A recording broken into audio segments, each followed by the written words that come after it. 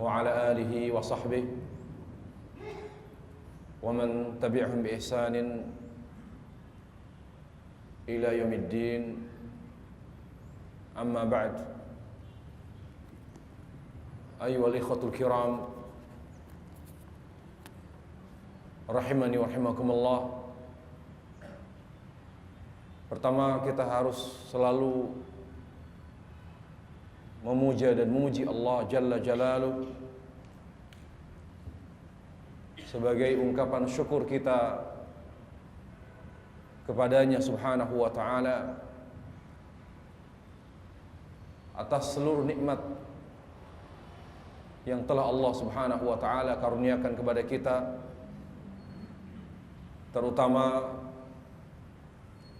nikmat yang sangat menunjang dan mendukung tujuan hidup kita di dunia, itu beribadah kepada Allah Jalla Jalaluh. Karena tidak ada cara untuk menjaga nikmat dan tidak ada cara untuk membuat nikmat Allah semakin bertambah selain bersyukur kepada Allah tabaraka wa ta'ala. Allah Jalla wa ala berfirman, A'udzu billahi minasyaitonir rajim, la in syakartum la azidannakum wa la in kafartum min 'adzabi lasyadid. Jika kalian bersyukur, aku akan tambah nikmatku. Namun jika kalian kufur, sungguh azabku sangatlah pedih. Berkata ulama salaf mengomentari ayat Allah Jalla wa ala yang mulia tersebut, qayyidu ni'amallahi bisyukur. Wa qala ba'dhum inna syukra hafidhun wal jalibun lin ni'am. Ikatlah nikmat Allah atau jagalah nikmat Allah dengan syukur. Sebab syukur itu adalah penjaga dan penambah nikmat Allah. Jadi apabila kita kehilangan nikmat apapun, nikmat sehat, bahkan orang menjadi sesat, pasti karena kufur dia kepada Allah. Nikmat apa saja yang sekarang dan yang akan datang lalu hilang dari kita, pasti ada kekufuran di dalam diri kita. Karena Allah tidak pernah menzalimi hambanya. Yang menzalimi diri kita adalah diri kita sendiri. Bersyukur kepada Allah Jalla Jalaluh hanya dengan dua cara. Dengan ikhlas,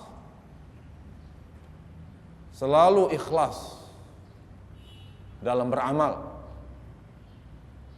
Yang makna ikhlas kata ulama di antaranya adalah berkata Sahal bin Sa'ad At-Tasatturi rahimahullah, ikhlas itu adalah sarful qalbi ila Allah fi jami'il ahwal. Mengarahkan hati selalu kepada Allah pada seluruh keadaan hidup. Itu ikhlas. Mengarahkan hati selalu kepada Allah pada seluruh keadaan hidup. Baik dalam keadaan senang, diarahkan hati kepada Allah sehingga bersyukur. Dalam keadaan susah, diarahkan hati kepada Allah sehingga bersabar. Dalam keadaan salah pun diarahkan kepada hatinya kepada Allah dengan bertaubat pada Allah Jalla wa ala. Karena keadaan hidup di dunia hanya tiga: senang, susah, salah. Dan itulah tiga ujian di dunia. Yang kedua, dengan cara apa kita bersyukur pada Allah Jalla wa ala? Dengan mengikuti sunnah, dengan mengikuti agama yang sesuai dengan tuntunan Rasul sallallahu alaihi wasallam dan para sahabatnya. Jadi mengikuti sunnah bukan untuk mengeksklusifkan diri. Mengikuti sunnah Nabi sallallahu alaihi wasallam bukan untuk mengkelompokkan atau mengucilkan diri. Mengikuti sunnah Nabi sallallahu alaihi wasallam Tujuannya adalah untuk bersyukur.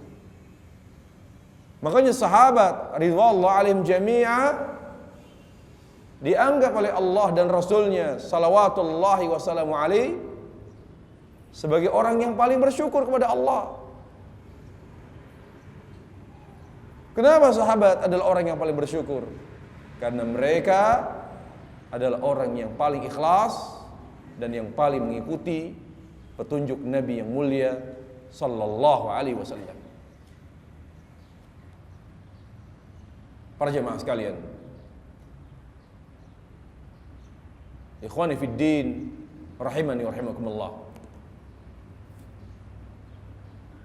Kita hidup di dunia bukanlah tanpa tujuan. Tujuan hidup kita di dunia jelas. Dan banyak ayat yang menegaskan bahwa dunia ini memiliki tujuan yang jelas, memiliki akhir yang jelas. Dunia bukan tujuan. Dunia hanyalah ma'bar, tempat perlintasan, tempat seorang manusia singgah sesaat. Allah Jalla wa'ala katakan, ayahsabul insanu ayyutraku sudah. Apakah manusia menyangka mereka ditinggalkan begitu saja sia-sia, hidup tanpa tujuan? Tidak. Hidup manusia jelas tujuannya adalah untuk beramal. Beramal yang bernuansa ibadah. Karena ada amal yang bernuansa ibadah dan ada amal yang tidak bernuansa ibadah. Amal yang bernuansa ibadah atau yang dianggap ibadah oleh Allah Jalla wa'ala adalah amal yang dicintai Allah. Sedangkan amal yang tidak bernuansa ibadah adalah amal yang tidak dicintai Allah Jalla Jalaluh. Oleh karena Syekhul Islam Ibnu Taimiyah rahimahullah ketika ditanya tentang ibadah, beliau berkata, ibadah itu semua amal. Kullu ismun jami'un likulli ma yuhibbullah wa yarda minal aqwal wal af'al al-zahira wal batinah. Setiap amal yang dicintai Allah, baik itu amalan lisan maupun amalan hati dan amalan anggota tubuh, yang terlihat ataupun yang tidak terlihat. Jadi amal yang merupakan tujuan hidup adalah amal yang bernuansa ibadah. Dengan kata lain, dia adalah amal yang dicintai Allah tabaraka wa ta'ala. Oleh karenanya, seorang sebelum beramal, dia wajib berilmu. Tidak boleh beramal tanpa ilmu. Itulah fungsi dan manfaat hidayah, menyeimbangkan antara ilmu dan amal.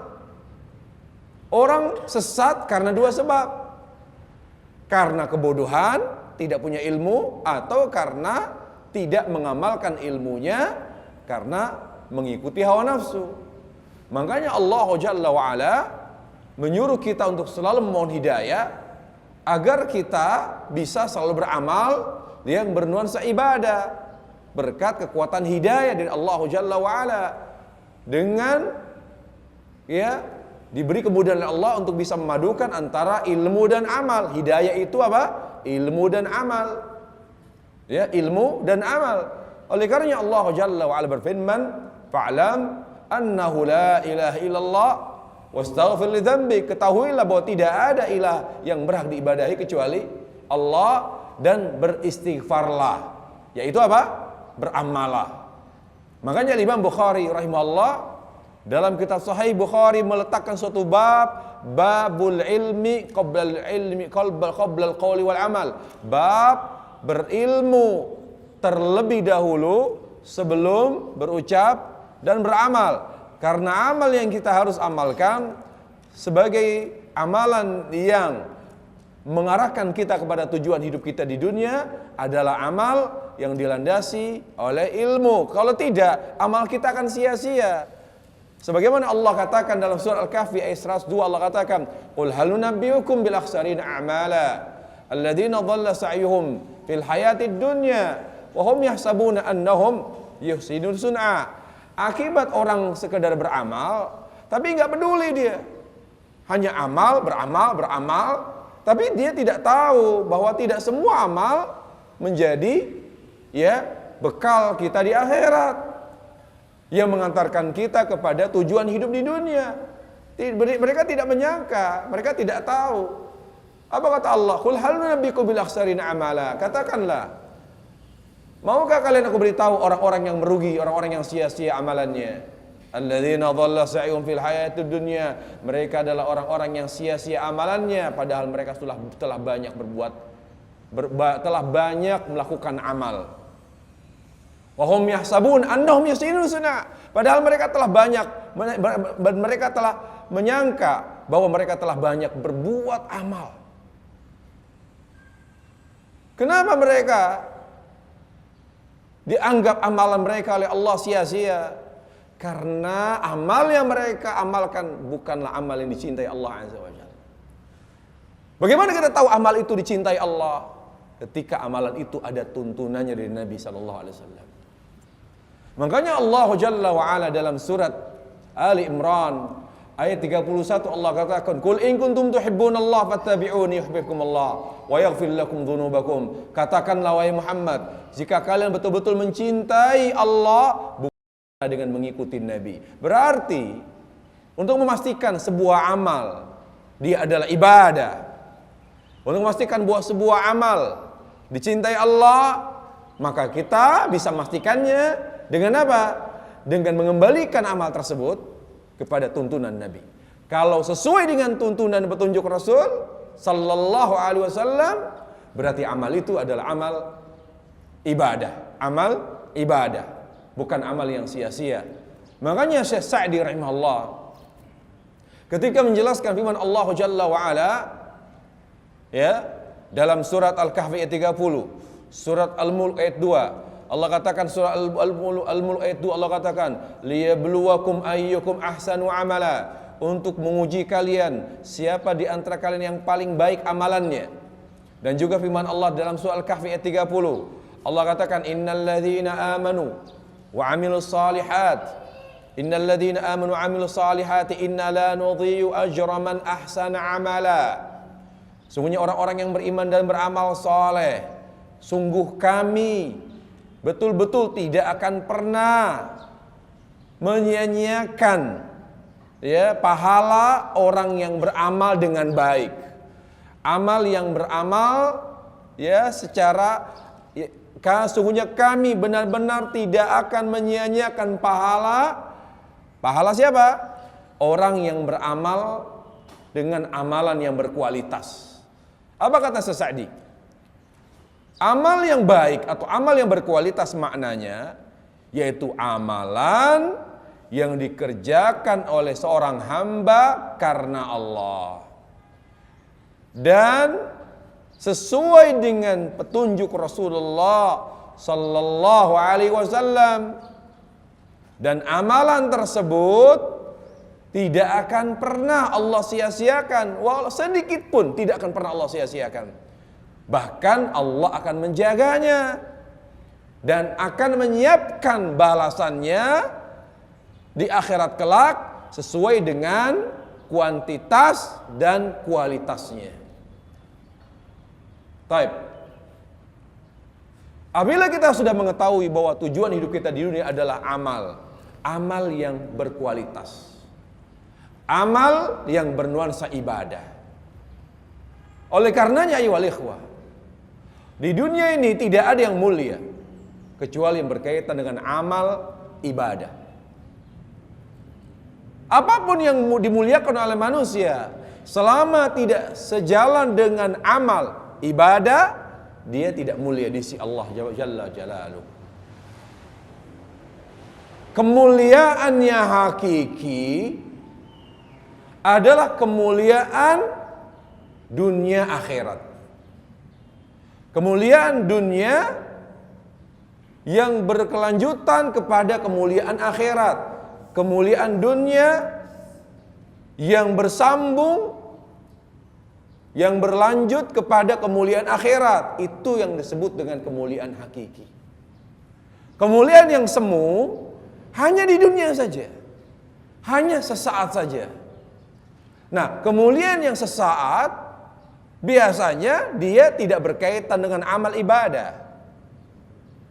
Adapun kemuliaan yang hakiki, kemuliaan yang bersambung hingga kemuliaan akhirat, itu pasti berkaitan dengan amal ibadah.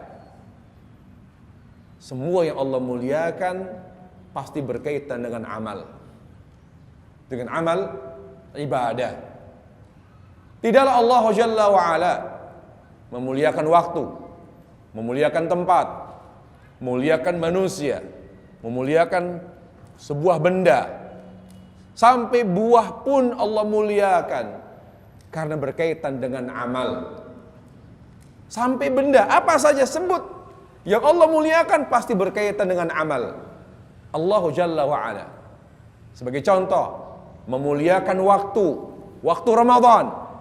Kenapa Allah muliakan Ramadan? Karena waktu Ramadan adalah momen yang sangat tepat untuk beramal. Siapa yang meraih kemuliaan Ramadan? Yang mengisi Ramadan dengan amal. Adapun yang mengisi Ramadan dengan tidur, dengan makan, dengan banyak makan dan minum, dan menjadikan Ramadan sebagai bulan bisnis, sebagai bulan yang diisi oleh banyak kegiatan dunia, maka orang seperti itu dia tidak akan pernah meraih kemuliaan Ramadan. Karena Allah Jalla wa'ala menjadikan Ramadan sebagai bulan mulia karena amal. Makkah Madinah, ja'alahum Allah azza wa jalla ardan harama. Allah jadikan kota Makkah Madinah sebagai tanah haram, kota mulia. Kenapa kota mulia? Karena dia mulia berkaitan dengan amal. Siapa yang Allah muliakan di Mekah? Yang beramal. Makanya kata Nabi SAW, salatun fi masjidil haram khairu min alfi salat fi masjidis siwa. Salat di masjidil haram lebih baik 100.000 daripada salat di masjid lainnya. Salat, amal. Salat di masjid hadza, salat di masjidku ini lebih baik 1000 kali daripada di masjid yang lain. Apakah orang yang hanya tinggal di Mekah mulia? Lah. Tidak ada kemuliaan bagi orang yang tinggal di Mekah saja. Yang Allah muliakan yang tinggal di Mekah Madinah, yang beramal. Ka'bah. Apakah kita akan meraih keberkahan Ka'bah? Apakah kita akan meraih keberkahan Hajar Aswad? Hajar Aswad itu kata Umar Khattab, ya Hajar, innaka hajar, la tadur wa la tanfa. Lawala anni ra'aitu Rasulullah SAW qabbalak ma qabbalt. Ya Hajar, kamu itu sekedar batu. Kamu tidak bisa memberi manfaat dan tidak bisa menyelamatkan saya dari bahaya. Kalau saya tidak pernah melihat Rasul mencium kamu, demi Allah saya tidak akan pernah mencium kamu ya Hajar.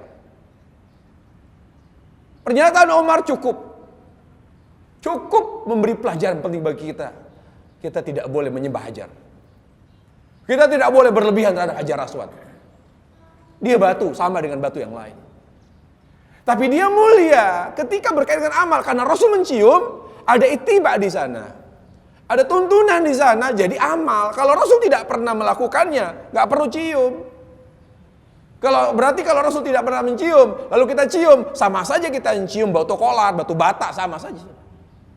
Tapi karena ada ittiba di sana, ada hadyun Nabi sallallahu alaihi wasallam, ada petunjuk Rasulullah di sana, maka mencium Hajar Aswad menjadi amal ibadah, karena ada tuntunannya dari Nabi yang mulia salawatullahi wassalamu alaihi. Wahalu majarrah, dan begitu seterusnya. Semua yang mulia hanya yang berkaitan dengan amal. Apakah Allah Jalla wa Ala memuliakan harta? Apakah Allah Tabaraka wa Ta'ala memuliakan wanita yang cantik? Apakah Allah Tabaraka wa Ta'ala memuliakan anak, memuliakan jabatan, pangkat? Tidak pernah Allah muliakan. Bahkan Allah kerap menghina dunia. Allah Jalla wa Ala memuliakan yang berkaitan dengan amal. Hanya dunia saja tanpa berkaitan dengan amal justru Allah hina. Setiap Allah menyebut dunia yang di dalamnya ada perempuan cantik, ada pangkat, ada jabatan, ada rumah mewah, mobil mewah, Allah selalu mengatakan, "Wa mal hayatud dunya fil akhirati illa mata." Tidaklah kehidupan dunia di bagi akhirat kecuali perhiasan yang sedikit. "Wa mal hayatud dunya fil akhirati wa mal hayatu illa mata'ul ghurur." Tidaklah kehidupan dunia melainkan kehidupan yang banyak, yang kehidupan yang menipu. Bal tu'thiruna al-hayatud dunya wal akhiratu khairu wa abqa. Kenapa kalian lebih mengutamakan dunia padahal akhirat lebih baik dan lebih kekal?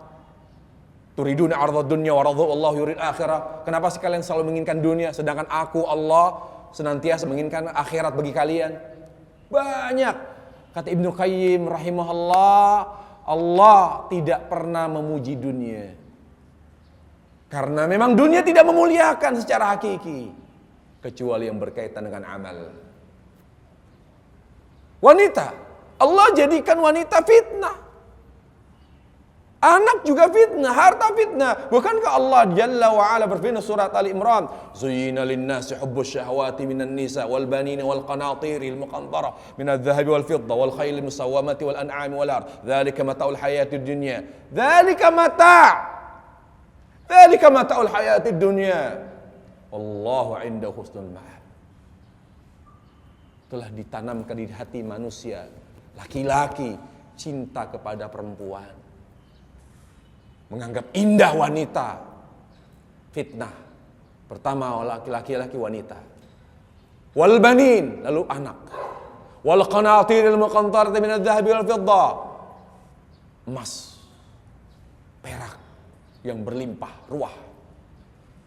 Wal khayl musawwamah, dan kuda yang warnanya khas, yang merupakan kuda mahal, memiliki ciri-ciri sebagai kuda yang mahal. Wal an'am, dia juragan ternak, juragan sapi, juragan onta. Di zaman Nabi, orang yang punya onta banyak, dialah orang kaya.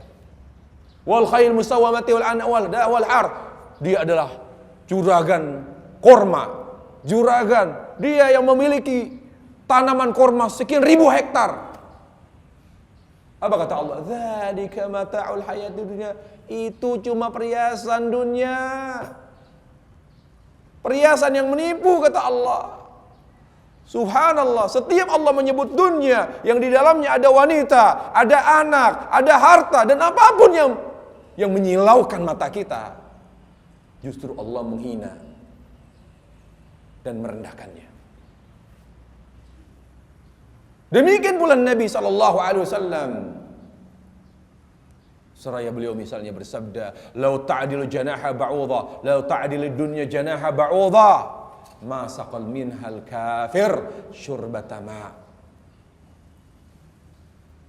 Seandainya dunia, nilai dunia sama dengan nilai selembar sayap nyamuk. Dunia loh, kita perhatikan dunia ini. Seandainya dunia ini, kata Rasul, beserta isinya, nilainya sama dengan nilai selembar sayap nyamuk, maka orang kafir tidak akan bisa menikmati dunia walaupun setetes air. Tapi karena Allah hina, makanya Allah kasih kepada orang kafir juga. Ayo silakan, dikasih. Dunia dikasih ke siapapun, bukan hanya kepada orang. Makanya akhirat ayyuhal ikhwah, adalah alam yang mulia. Alam yang mulia, sehingga tidak sedikit pun nikmat yang dinikmati orang kafir di akhirat.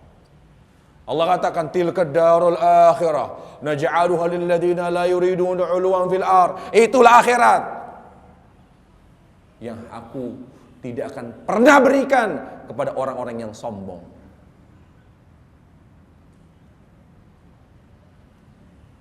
Allah katakan, ya, khalisatan yaumil qiyamah.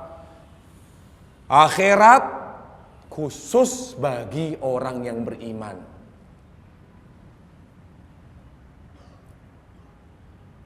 Ternyata apapun di dunia ini menjadi mulia ketika berkaitan dengan amal. Contoh wanita, kata Rasulullah SAW, dia menjadi mulia ketika dia salihah. Rasul bersabda, ad-dunya mata wa khairu mata'iha al-mar'atu salihah. Dunia itu perhiasan yang indah, dan sebaik-baiknya perhiasan dunia yang paling indah adalah wanita yang salihah. Anak, Rasulullah SAW bersabda, idza mata ibnu Adam inqata 'amalu, idza mata al-insan inqata 'amalu illa min thalath, shadaqatin jariyah wa ilmin yuntafa'u bihi aw waladin salih yad'ula. Kalau sudah seorang meninggal dunia, maka dia tidak punya kesempatan untuk menambah pahala, tidak punya kesempatan untuk beramal sehingga dia bisa menambah pahala, kecuali melalui 3 jalan: sedekah jariyah, ilmu yang bermanfaat, dan anak yang saleh. Kata Rasul sallallahu alaihi wasallam, innallaha la yarfa' darajatal 'abdi bil wadil salih bistighfar waladihi saleh. Allah mengangkat derajat seorang hamba berkat doa anak yang saleh. Allah Jalla wa'ala berfirman, Rabbana hab lana min azwajina wa dhurriyyatina qurrata a'yun waj'alna lil muttaqina imama. Ya Allah, karuniakanlah kepada kami istri dan anak yang saleh, yang menyegarkan mata kami dan menyejukkan hati kami. Kenapa saleh? Dan kenapa salihah? Karena yang saleh dan salihah yang beramal. Harta, Nabi sallallahu alaihi wasallam bersabda, la hasada illa fitnatain, rajul atahu Allahu malan fasallatahu Allah ala halkati. Tidak boleh kita cemburu, tidak boleh kita iri terhadap siapapun kecuali terhadap 2 orang. Di antaranya yang Rasul sallallahu alaihi wasallam sebutkan, orang yang diberi harta yang berlimpah oleh Allah, lalu dia bisa beribadah dengan hartanya, lalu dia bisa beramal dengan hartanya. Lihat, beramal dengan hartanya, berzakat, berinfak, bersedekah. Jadi orang tidak dimuliakan oleh harta. Yang memuliakannya adalah ketika dia bisa beramal dengan hartanya. Setelah kita mengetahui bahwa yang mulia secara hakiki, yang memuliakan kita adalah Allah Al-Aziz Al-Karim, man akramallah. Orang yang mulia adalah orang yang dimuliakan Allah melalui amal, yaitu amal yang ikhlas dan sesuai dengan tuntunan Rasul sallallahu alaihi wasallam.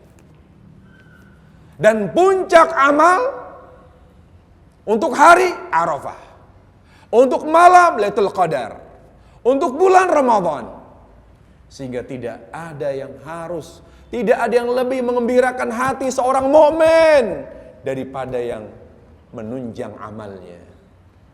Makanya seorang mukmin harus senang menyambut Ramadan.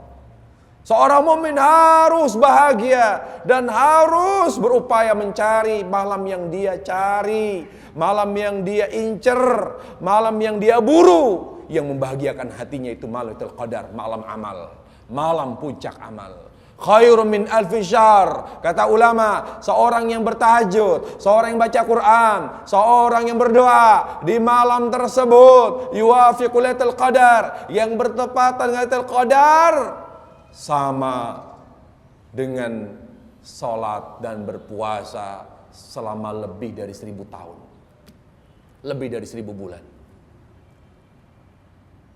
Lihat ayyuhal ikhwah, hari Arafah adalah hari yang menggembirakan, karena tidak ada hari yang dimana Allah menghadirkan matahari terbit yang lebih baik daripada hari tersebut. Kenapa? Karena di situ adalah hari wukuf dan hari puasa Arafah.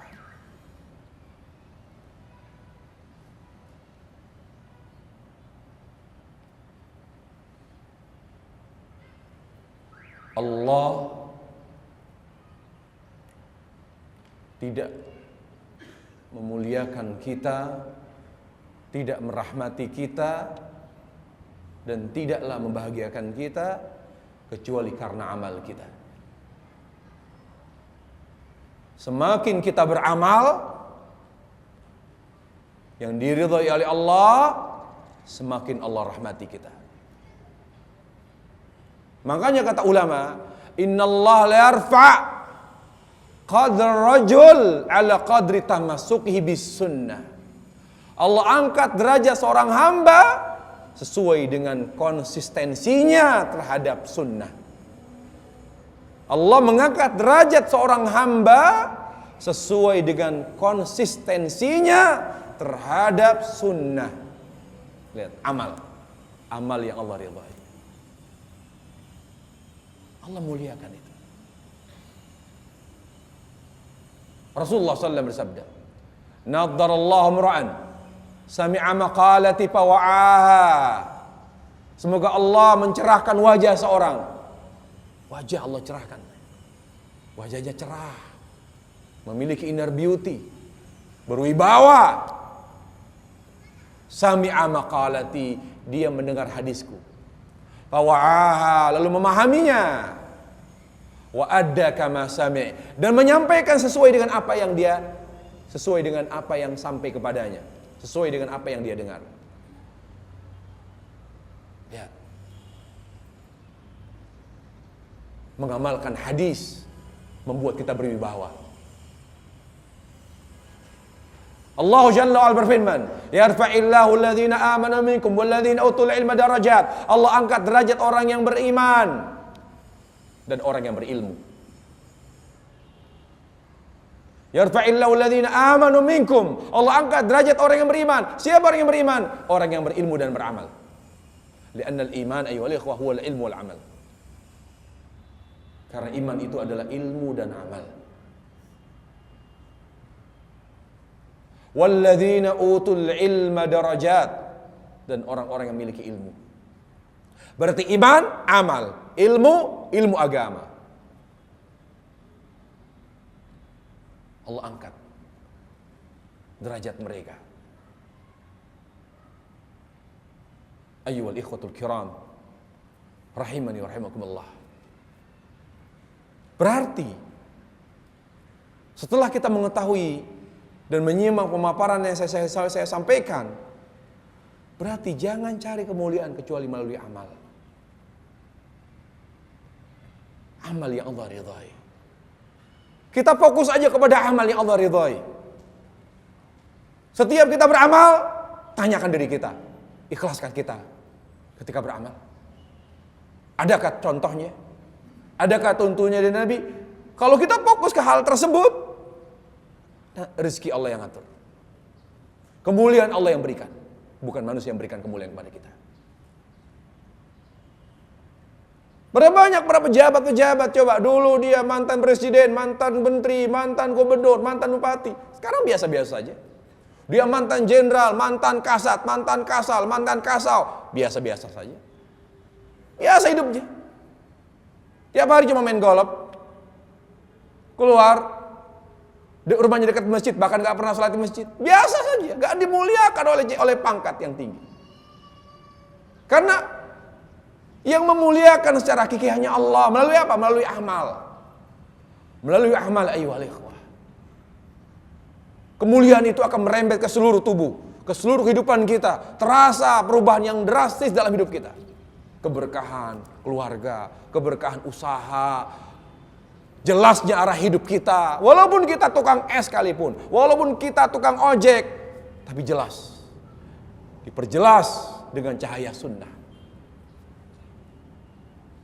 Karena Allah yang muliakan orang-orang yang beramal sesuai dengan tuntunan Rasul sallallahu alaihi wasallam. Oleh karenanya, ya ikhwah, fokuskan diri kita. Fokuskan diri kita kepada amal. Biarkan amal yang menjadi sebab Allah muliakan kita, memudahkan rezeki kita, memberkahi hidup kita, membahagiakan kita. Fokus amal. Jangan kita berharap mendapatkan kebahagiaan, keberkahan, keutamaan, keselamatan, tapi kita nggak fokus kepada sebab yang Allah tetapkan sebagai sebab keselamatan, kebahagiaan. Ini terbalik namanya. Laqad qalabtal amra, kita telah membalik fakta. Jangan ayo ikhwah, lihat sahabat. Mereka tidak mengharap kebahagiaan, keselamatan. Mereka mengharap atau mereka fokus kepada amal yang Allah ridhai. Amal yang Allah ridhai.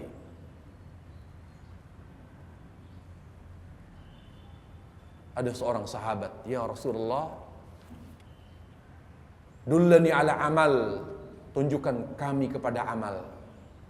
Jika kami mengamalkannya, maka Allah akan mencintai saya dan manusia pun mencintai saya." Kata Rasul sallallahu alaihi wasallam, "Izhad 'anid dunya yuhibbukallah wa za'id 'anin nas yuhibbakan nas." Bersikap zuhudlah kamu terhadap dunia, yaitu dengan tidak meletakkan dunia di hatimu. Jangan pernah mencintai dunia secara berlebihan, niscaya Allah akan mencintaimu. Jangan pernah berharap kepada manusia, niscaya manusia akan mencintaimu. Jadi amalan, ya, atau bagaimana caranya agar kita tetap fokus kepada amal. Amal, beramal terus istiqomah. Jadi istiqomah itu ternyata dua. Yang pertama yang buat kita, yang menimbulkan stabilitas amal. Ingat, jangan cuma beramal sekarang, beramal sampai kita mati. Stabilitas amal itu penting. Jangan cuma sadar sekarang, tapi tetap sadar, tetap bertobat pada Allah. Bagaimana caranya? Perhatikan dua. Yang pertama, izzat anid dunya. Jangan mencintai dunia secara berlebihan. Niscaya Allah akan mencintaimu. Wazat anin nas, izzat anin nas. Wazat fima fi aidin nas. Jangan terlalu berharap kepada manusia. Yuhibbakan nas, maka manusia akan mencintaimu. Karena yang mematahkan semangat kita, karena kita terlalu berharap kepada manusia, berharap pujian mereka, berharap dukungan mereka, berharap balasan harta mereka. Jangan. Beramallah karena Allah.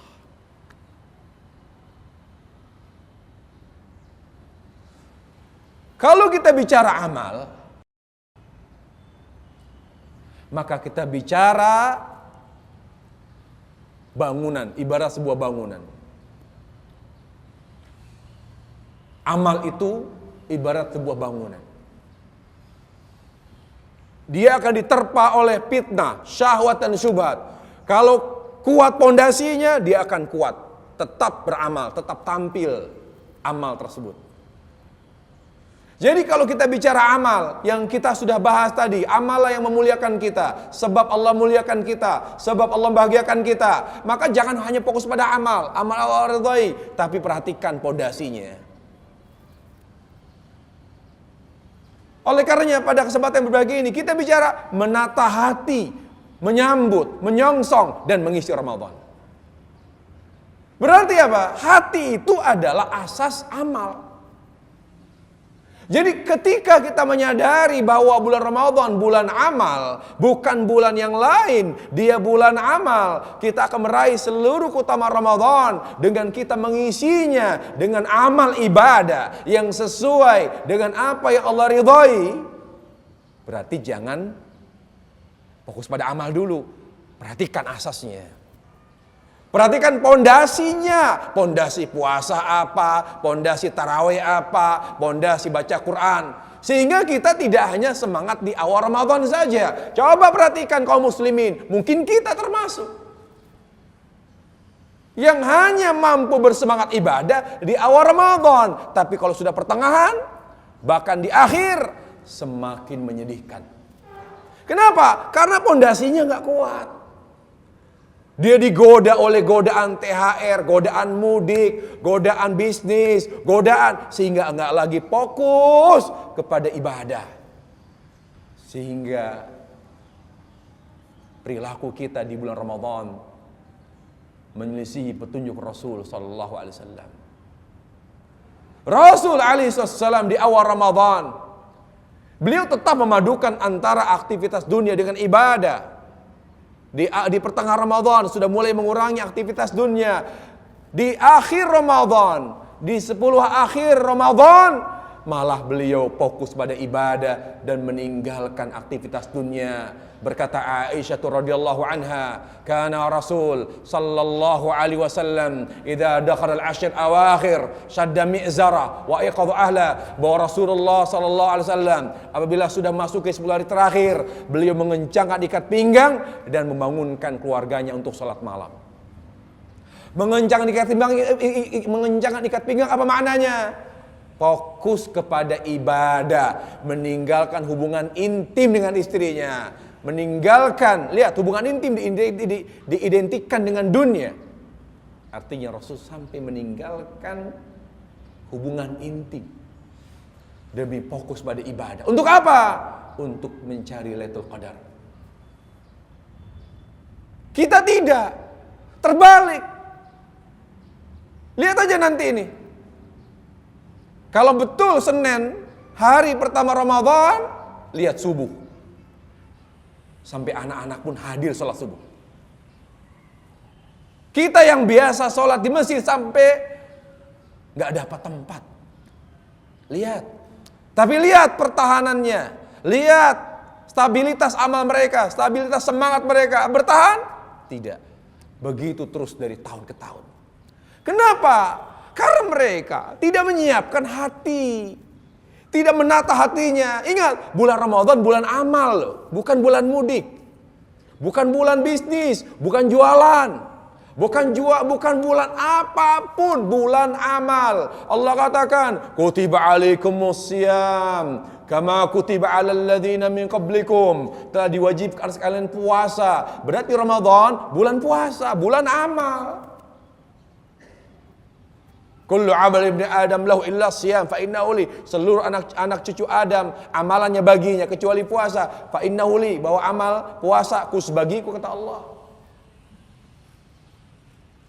Man qama ramadhana imanan wa ihtisaban, barang siapa yang salat malam di bulan Ramadan karena Allah dan mengharapkan pahala darinya. Lihat, bulan Ramadan bulan amal. Karena Rasulullah sallallahu ajwadun nasi bil khair. Rasulullah sallallahu alaihi wasallam adalah orang yang paling derma dengan hartanya. Al khair di sini adalah harta. Dan yang beliau lebih derma lagi ketika memasuki Ramadan. Bulan amal, bulan sedekah. Beliau beriktikaf. Bulan amal, kata Nabi sallallahu alaihi wasallam, fa'lami fa innal umrata fi Ramadan ta'dilu hajatan ma'i. Ketahuilah, sesungguhnya umrah di bulan Ramadan pahalanya sama, senilai, setara dengan haji bersamaku. Umrah, amal. Gak ada pernyataan Nabi SAW yang berdagang di bulan Ramadan berkah.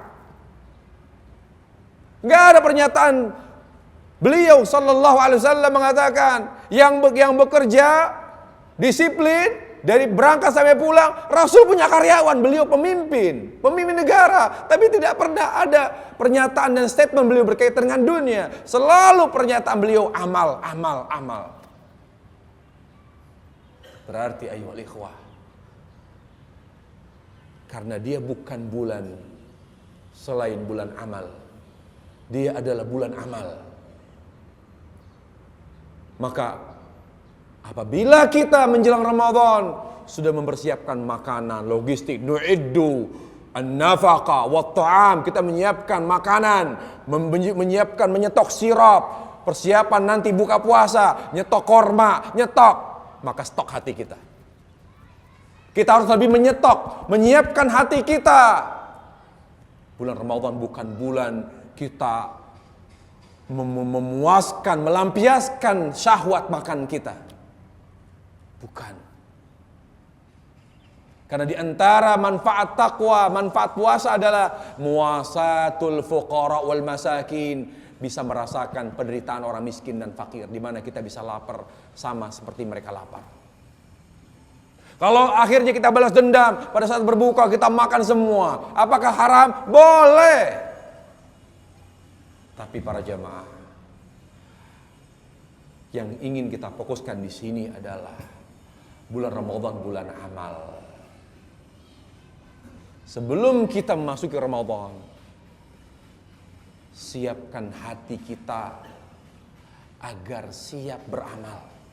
Kalau hati lemah, sakit, pasti kita tidak akan mampu beramal dengan baik. Oleh karena Ibnu Qayyim rahimahullahu ta'ala berkata, ya, Bahkan Ibnu Mas'ud sebelumnya beliau mengatakan halaka malam yakun lahu qalbun sahih. Celaka orang yang tidak punya hati yang sehat. Kalau orang sudah hatinya sakit, dia pasti berhenti beramal. Kalau sudah berhenti beramal di dunia, celaka dia di dunia dan celaka di akhirat. Ibnu Qayyim berkata, ketika menafsirkan firman Allah Jalla wa Ala, kalla bal rana ala qulubihim ma kanu yaksibun. Sungguh tidak. Bal ran, bahkan karat yang ada di hatinya, karat dosa yang ada di hatinya, ran akan semakin menguat, semakin menjadi, semakin menumpuk. Maka yaksibun, akibat dosa. Kalau sudah dosa karat dosa menyelimuti hati tidak bisa berfungsi dengan baik. Karena ikhwah, hati kita ini adalah motor penggerak amal. Oleh karena Rasul sallallahu alaihi wasallam bersabda dalam Sahih Bukhari, bahkan Muslim, Rasul sallallahu alaihi wasallam bersabda, "Ala inna fil jasadi mudghah, idza saluhat saluha jasadu kullu, wa idza fasadat fasal jasadu kullu, ala wahyil qalb." Ketahuilah, di balik tubuh ini ada segumpal daging. Jika baik segumpal daging, akan baik seluruh tubuh dari ujung rambut sampai ujung kaki. Jika rusak segumpal daging tersebut, maka akan rusak seluruh anggota tubuh dari ujung rambut sampai ujung kaki, yaitu amalannya. Ala wahyil qalb, ketahuilah dia adalah hati. Kata Ibnu Qayyim apa? Dari pernyataan Nabi yang mulia sallallahu alaihi wasallam tersebut menunjukkan bahwa hati motor penggerak amal. Kalau dia rusak, maka amal yang lahir adalah amal yang toleh atau amal yang buruk. Kalau dia sahih, sehat, suci, bersih, maka amal yang terlahir adalah amal yang soleh. Bulan Ramadan bulan amal. Maukah kita berpuasa dengan berkualitas? Maukah kita tarawih dengan tarawih yang berkualitas? Maukah kita baca Quran dengan penuh kenikmatan, kelezatan? Maukah kita berdoa dengan munajat yang meneteskan air mata?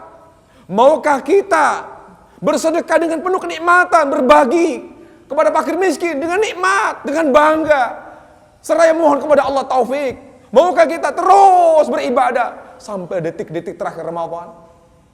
Kalau kita menginginkan semua itu, pastikan hati sebelum memasuki Ramadan sudah bersih, sudah tertata dengan baik, sehingga kita siap dengan hati kita beramal di bulan puncak amal.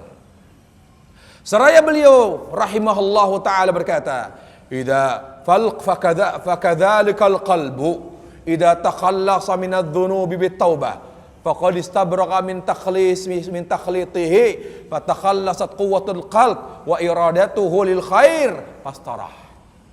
Demikian pula hati, kalau sudah bersih dari kotoran-kotoran dosa, kalau sudah ringan dari beban-beban dosa dengan taubat kepada Allah Jalla Jalaluh, maka dia apa? Akan kuat, akan berfungsi dengan baik, akan bekerja dengan baik sesuai dengan fungsinya, yaitu motor penggerak amal.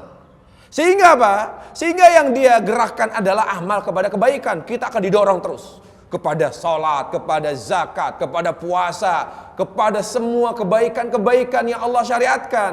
Kalau hati bersih, kita nggak doyan maksiat. Lihat Nabi Yusuf alaihissalam, hatinya bersih, digoda oleh wanita yang transparan bajunya, cantik rupanya, seksi tubuhnya, di tempat tertutup, dikunci. Bahkan dia mengatakan, kalau kamu tidak mau melayani saya akan teriak kamu memperkosa saya. Dan kalaupun kita ketahuan perbuatan kita, suami saya tidak akan pernah marah karena suami saya tidak punya rasa cemburu dan mandul. Kalau kita, alhamdulillah, kesempatan mas. Tapi lihat Nabi Yusuf, kenapa dia menolak? Padahal beliau punya hasrat. Allah katakan, walaqad hamma biha wa hammat bi laula arha burhana rabbi. Nabi Yusuf berhasrat, perempuan itu berhasrat, udah sama-sama nafsu. Tapi apa? Si perempuan itu sudah mulai agresif.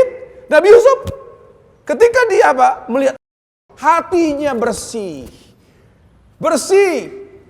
dia tidak tidak doyan perbuatan dosa dan maksiat yang diharamkan Allah Jalla wa'ala. Kenapa? Seleranya tinggi. Dia nggak mau berhubungan dengan perempuan yang tidak halal baginya. Apa kata Allah? Kadzalika nisrif anhu su' wal fahsya innahu min ibadina mukhlasin. Kami palingkan dia dari perbuatan yang kotor dan keji itu, karena dia adalah hambaku yang bersih hatinya, yang dipenuhi oleh rasa cinta kepadaku, kata Allah. Bersih hati. Jenggot tidak menjamin. Jenggot panjang dikasih modal dimakan. Jenggot panjang, hutang gak dibayar-bayar. Cadar, boleh dia bercadar seorang wanita. Tapi mulutnya, bahkan dia berani mencaci suaminya, bahkan dia berani berbicara aib saudaranya. Kita gak butuh cadar. Cadar yang kita butuhkan, yang ditopang oleh hati yang bersih. Makanya Allah Jalla berfirman, walibasut taqwa dzalika khair. Bersihkan hatimu dulu sebelum kamu membersihkan amalmu. Kita nggak butuh amal yang tidak dilandasi oleh pondasi yang kuat. Beramalah dengan amal yang ditopang oleh pondasi yang kuat, yaitu hati yang bersih. Makanya Allah Jalla Jalaluhu mengatakan, amal yang baik dan soleh hanyalah amal yang dilahirkan oleh hati yang bersih. Dan amal itu akan selalu baik ketika hati kita selalu bersih. Misalnya Allah Subhanahu wa ta'ala menyuruh kita berdakwah. Kalau ingin dakwanya lurus, gak minta komisi, gak minta berapa Anda bayar saya. Kenapa banyak dai-dai sekarang memasang tarif? Hatinya kotor. Dakwah mereka bukan karena Allah, bukan kepada sunnah, tapi kepada saya, kepada kelompoknya. La lillah, qul hadi sabili adu ilallah. Katakan, wahai manusia, ya hadi sabili, ini jalan Allah, adu ilallah, saya menyuruh kepada Allah. Kepada Allah. Fungsi dakwah, tujuan utama dakwah mengembali ke manusia kepada Allah, kepada tauhid dalam beribadah kepada Allah Jalla wa'ala, bukan kepada kelompok. Sebelum berdakwah sebagai amalan yang utama, amalan yang agung, Allah nyuruh Rasul apa? Lihat surat Al-Mudaththir. Sehingga lihat fenomena dakwah. Allah ada dakwah begini, ada dakwah begitu, macam-macam dakwah. Ada dakwah yang dibisniskan berupa semacam bilangnya adalah motivasi, tapi diduitin, tapi dibuat orang taubat. Ada dakwah begini, dakwah begitu. Ada dakwah dengan amalia, ya, dakwah dibuat orang nangis, ya, dibuat dengan adanya amalan ini, amalan itu. Saya tidak berani menyebutkan, tapi intinya cara-cara orang untuk mengembali ke manusia kepada Allah, tapi dengan cara-cara yang tidak ada tuntunannya. Kenapa? Karena hatinya kotor. Lihat surat Al-Mudaththir. Allah katakan, ya ayyuhal muddaththir, qum fa'anzir wa rabbaka fakabbir wa thiyabaka fatahhir. Wahai orang yang berselimut, bangun kamu, berilah peringatan, berdakwalah kamu, agungkan Rabbmu. Dua amal. Lihat. Berdakwalah kamu, agungkanlah Rabbmu. Amalan fisik dan amalan hati. Berdakwah, jadi amalan lisan. Jadi semua amal, amalan lisan, fisik dan hati. Amalan lisan dan fisik, dakwah. Dakwah di mana dia jalan kemana-mana, dari satu masjid ke masjid yang lain, dari satu tempat medan dakwah ke medan dakwah yang lain. Lisan di mana dia ceramah, dia menyampaikan tausiah, menyampaikan nasihat. Hati, dan agungkanlah Rabbmu. Lalu Allah katakan apa? Sebelum kamu beramal, wa thiyabaka fatahhir, bersihkan pakaianmu. Al-Imam Ibnu Qayyim rahimahullah berkata, jumhurul mufassirin wa man ba'dahum ala anna al-murad bithiyab hahuna al-qalb wal murad bit-tahara islahul a'mal wal akhlaq. Seluruh ulama mufassir bersepakat, yang dimaksud dengan pakaian yang Allah perintahkan untuk dibersihkan adalah hati. Yang dimaksud dengan suci di sini adalah kebaikan amal dan akhlak. Jadi sebelum kita beramal, Allah menyuruh kita membersihkan hati kita. Kalau hati tidak bersih, namun dipaksakan dengan penampilan yang islami, lihat, dia akan merusak citra Islam. Dia akan merusak citra Islam. Tidak ada yang lebih membersihkan hati daripada ikhlas dan mengikuti sunnah. Tidak ada yang lebih membersihkan hati daripada ikhlas dan mengikuti sunnah. Sahabat bersih hatinya karena ikhlas dan mengikuti sunnah Rasul sallallahu alaihi wasallam. Ikhlas jelas. Nabi sallallahu alaihi wasallam bersabda, "La yaghillu alaihinna qalbu mri'in muslim." Tidak akan ada sedikit pun penyakit dan kotoran hati selama ada padanya 3 hal. Tidak akan pernah ada kotoran-kotoran dosa di hatinya selama ada padanya 3 hal. Di antaranya Rasul menyebutkan ikhlas amalillah, di mana dia selalu ikhlas dalam beramal kepada Allah Jalla Jalaluhu. Yang kedua, dia selalu menjaga dan mentaati pemimpin. Selalu menjaga mentaati pemimpin yang muslim. Yang ketiga, selalu menjaga silaturahim dan ukhuwah. Ketika ada pada seorang muslim 3 hal ini, selalu ikhlas dalam beramal, selalu mentaati dan menjaga kewibawaan pemimpin, dan selalu menjaga silaturahim dan ukhuwah, tidak akan membiarkan bisnis merusak silaturahim, tidak akan pernah membiarkan waris membuat dia ribut dengan kakak dan adiknya, tetap dia jaga. Lebih banyak mengalah, maka hatinya bersih.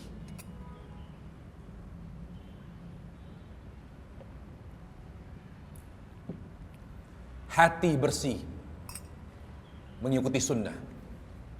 Allah Jalla wa ala dalam surat Ali Imran tadi yang saya sampaikan, ayat 31, Allah katakan, "Qul in kuntum tuhibbunallah." Katakanlah kalau kalian mencintai Allah, maka buktikanlah dengan mengikuti Nabi. Lihat ayat sudahnya, atau firman Allah sudahnya, yuhibbukumullah. Kalau kalian mengikuti Nabi, niscaya Allah akan mencintaimu. Sekarang yang Allah perhatikan dari diri kita apa? Hati dan amal. Sekarang kalau kita ingin memberikan sesuatu kepada anak, apakah sedang memberikan atau kita perhatikan apa yang dia suka? Betul gak? Kalau kita memberikan hadiah kepada seorang, apakah dia anak, apakah orang tua atau teman, sahabat, apakah sedang beri hadiah atau kita cari tahu yang dia suka apa supaya lebih berkesan? Oh, anak kita suka sepeda, dia mau sepeda, dari dulu pengen sepeda. Kita beli sepeda, dia terima kasih sekali dengan kita. Sangat berterima kasih kepada kita karena diberikan sesuatu yang dia inginkan selama ini. Allah lebih memperhatikan hati kita karena yang dilihat oleh Allah dari diri kita hati. Makanya Allah Jalla wa'ala, kalau kita mengikuti Nabi, yang pertama Allah beri sebagai hadiah, sebagai ganjaran atas jeripayah kita mengikuti sunnah, di mana umumnya kaum muslimin tidak mengikuti petunjuk Rasul, yang Allah hadiahkan apa? Kebersihan hati, yaitu dengan diberi hidayah. Tidak ada yang lebih bersihkan hati daripada ikhlas dan mengikuti sunnah Rasul sallallahu alaihi wasallam. Al-Imam Ibnu Qayyim rahimahullah menyebutkan, nah, untuk menyongsong Ramadan, perhatikan 3. Dalam rangka menata hati. Pertama, hal yang menjaga kekuatan hati. Fal qalbu muhtaju ila ma yahfadhu ali quwwata. Yang kita perhatikan dalam rangka menyiapkan hati menyambut Ramadan dan mengisi Ramadan sampai akhir Ramadan. Kita perhatikan hal yang menjaga kekuatan hati. Yang kedua, ilal himyah anil mu'dhi al-dhar, yaitu apa? Yang meningkatkan daya tahan hati. Pertama, yang menjaga kekuatan hati. Yang kedua, yang meningkatkan daya tahan hati. Yang ketiga,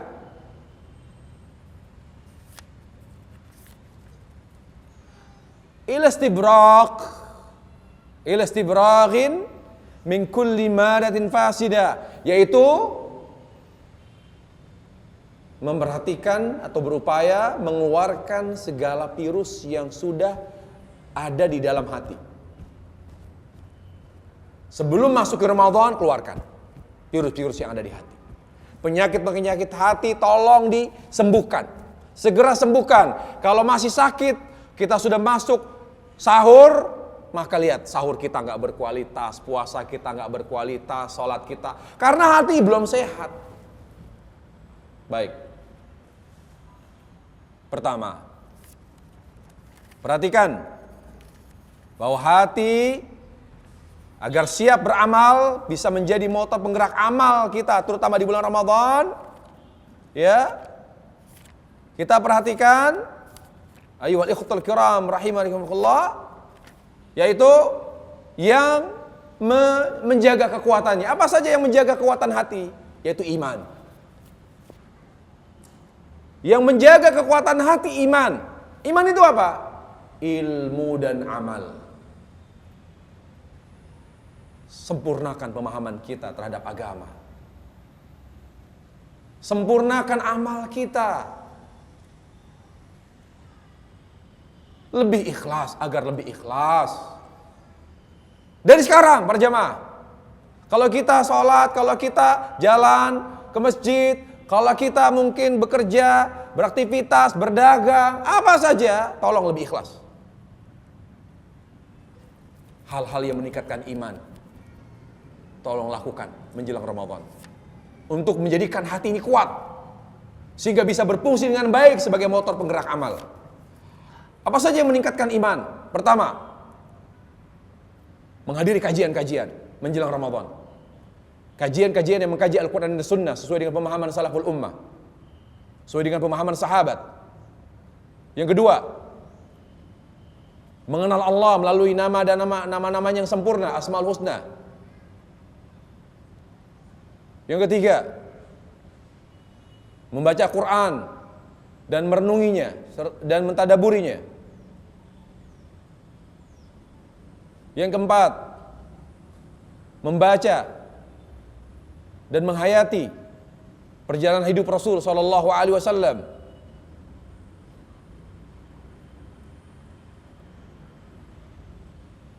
Yang berikutnya, bertafakur terhadap alam semesta. Bertafakur terhadap alam yang menambah rasa cinta dan takut kita kepada Allah Jalla Jalaluh. Yang berikutnya adalah memperbanyak zikir, terutama zikir setelah sholat fardu. Zikir pagi petang diperkuat. Ya, baca zikir pagi dan petang serta zikir setelah sholat fardu, semuanya dibaca yang sesuai dengan tuntunan Rasul SAW. Apabila ada jumlah pilihan jumlah 2, 3 atau 4 atau 1, 10 atau 100, pilih yang 100 untuk lebih menyiapkan hati menyongsong Ramadan. Kemudian memperbanyak doa, terutama doa meminta dibersihkan hati, meminta kekuatan hati. Ya muqallibal qulub, tsabit qalbi ala dinik, wahai zat yang membolak-balikan hati, teguhkan hati kami di atas agamamu. Itu doa yang Rasul panjatkan untuk menguatkan hati agar lebih tegak dan tegar di atas kebaikan. Kemudian berdoa agar Allah mensucikan hati kita. Yang doanya diantaranya adalah Allahumma atin anfusana taqwaha wa zakkiha. Ya Allah, letakkanlah ketakwaan di dalam hati kami dan sucikanlah ia. Ya, itu diantara doa Nabi SAW. Kemudian memperbanyak ibadah-ibadah sunnah, karena itu juga termasuk yang meningkatkan iman kepada Allah Jalla Jalaluh, sehingga hati ini semakin kuat. Memperbanyak ibadah-ibadah sunnah. Tolong witir, usahakan jangan tinggalkan witir. Kalau tidak bisa bangun tengah malam, akhir malam, sebelum tidur witir. Ya, karena witir adalah ganjil, salat yang termasuk salat yang dicintai Allah Jalla Jalaluh.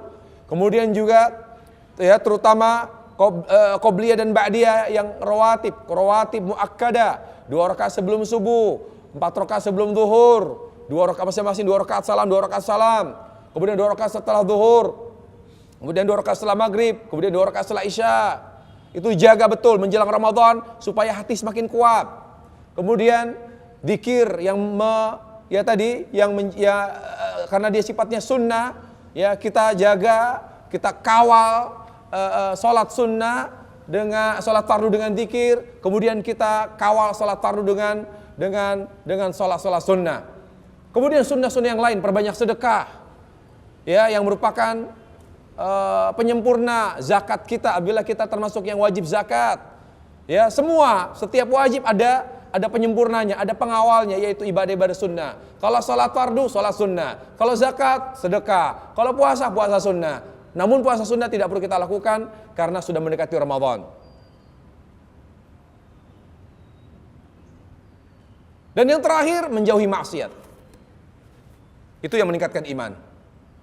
Namun itu juga termasuk yang disebut oleh Ibnu Qayyim rahimahullah, yang meningkatkan daya tahan hati.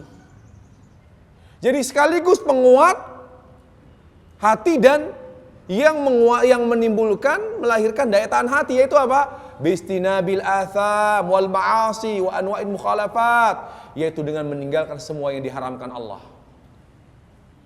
Apa kebiasaan kita yang diharamkan Allah Azza wa Jalla? Nonton sinetron, tinggalkan. Apa kebiasaan kita? Kebiasaan haram kita apa? Tinggalkan. Menjelang Ramadan agar daya tahan hati kuat. Kalau daya tahan hati kuat, maka kita akan semangat beribadah sampai akhir Ramadan. Kemudian yang terakhir, mengeluarkan semua virus dan penyakit yang ada di dalam hati. Agar hati sehat, kuat. Dengan cara apa kita mengeluarkan? Dengan cara apa? Kita mengeluarkan semua virus dan penyakit hati dalam hati. Bitaubatin nasuh. Dengan taubat nasuha. Dengan taubat nasuha kepada Allah Jalla Jalaluhu. Dan beristighfar kepada Allah Azza wa Jalla. Kapan taubat disebut nasuha? Berkata Ibnu Qayyim rahimahullah, an-nusu fi taubah yatadhammanu thalatha asya'. Taubat itu dikatakan atau dikategorikan nasuha karena ada padanya 3. Pertama, ta'mimu jami'idz dzunub wastighraquha biha la bihaitsu la tad'u dzanban illa tanawalat, yaitu dengan bertaubat dari seluruh dosa. Jangan dia taubat dari ghibah saja, tapi riba belum bisa meninggalkan kerja di bank, gimana ya? Habis saya belum siap, belum taubat nasuha. Taubat nasuha artinya dia harus meninggalkan semua perbuatan dosa. Bertaubat dari seluruh dosa. Yang kedua, ijma'ul azam was-sidq bi kulliyati 'alaiha bihaitsu la yaqtaraddud wala talum wala intidhar. Mantap dia. Sekarang juga saya tinggalkan dosa. Enggak ragu, enggak ada keraguan, enggak ada kebimbangan. Jujur dia dengan Allah, ya Allah, saya ingin kembali kepadamu. Total saya akan meninggalkan semua dosa yang selama ini saya lakukan. Jujur, sungguh-sungguh, serius, tanpa ada keraguan, kebimbangan. Dan dia tidak menyalahkan dirinya. Aduh, kenapa saya? Udahlah, bukan rezeki saya. Bismillah, itu bisnis yang haram. Tinggalin semua. Ya, yang ketiga, ikhlas karena Allah, bertobat karena Allah Azza wa Jalla. Bukan karena bangkrut, saya tobat saya dari rentenir karena ternyata habis uang saya.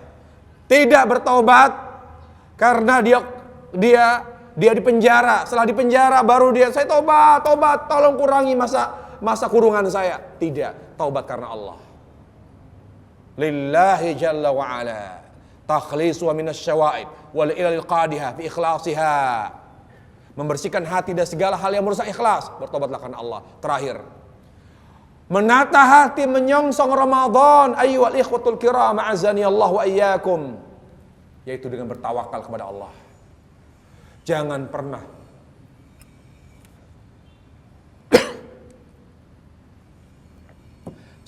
kita mengandalkan diri kita ketika kita akan beribadah kepada Allah Azza wa Jalla. Jangan pernah kita mengandalkan diri kita di saat kita akan puasa Ramadan. Jangan pernah kita mengandalkan diri kita di saat kita akan sholat tarawih, akan bersedekah, baca Quran. Tidak, sama sekali jangan pernah andalkan Allah Azza wa Jalla. Kita bisa puasa karena Allah yang membuat kita mampu berpuasa. Kita bisa bersedekah karena Allah yang membuat kita mampu bersedekah. Semakin kita bertawakal, menyandarkan hati kepada Allah, semakin Allah tabaraka wa ta'ala akan membantu dan memberi kekuatan kepada kita untuk beribadah selama Ramadan. Allah Subhanahu wa ta'ala berfirman, "Wa may yatawakkal 'ala Allah fa huwa hasbuh." Barang siapa yang bertawakal kepada Allah Subhanahu wa ta'ala, maka Allah Jalla Jalaluh akan apa? Akan mencukupkannya, akan membantunya untuk melakukan apapun yang dia cita-citakan. Kita bisa berpuasa, kita bisa bersalat tarawih dan lain sebagainya karena kekuatan dari Allah. La haula wala quwata illa billah. Jadi jangan, wah saya kuat, saya sehat, insya Allah bisa saya berpuasa selama Ramadan. Jangan andalkan diri kita. Jangan pernah mengandalkan diri kita. Andalkanlah kekuatan Allah Subhanahu wa ta'ala. Demikian ayyuhal ikhwatul kiram rahimani wa rahimakumullah, kajian kita membahas menata hati, menyongsong dan mengisi Ramadan. Wa sallallahu wasallam wa barak ala nabiyina Muhammad wa ala alihi wa sahbihi wasallam walhamdulillahi rabbil alamin. Baik.